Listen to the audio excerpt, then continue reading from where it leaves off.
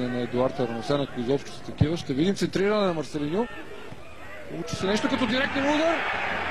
Топката бе отбита от Голас и гол с добавката. Кешеро бележи своя трети. Загуби ориентация. Керчев попречи на Голас, влезе в тялото на вратаря. Дали тук не можем да мислим за нарушение на централния защитник? Марселиньо. Кафу. Отново Марселиньо към Кешеро. Възможно за руманица да се разпише втори път. Този път Голас. Писва атака за зелените. Кешеро си синьо. Възможно за Кешеро удар и спасяване на Голас. Втора великолепна намеса бой наблюдаваме.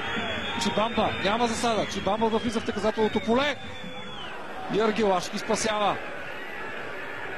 Кифуети.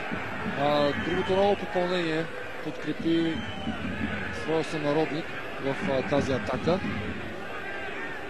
Изключително двуостър матч. На такъв ставаме свидетели. Марселиньо с пета за Вандерсон. Удар на Вандерсон, спасяване и гол. Дали без засада Клодио Кешеро за такава претендират домакините. Подобни попадения, да не говорим за Мирослав Клозе. Още веднъж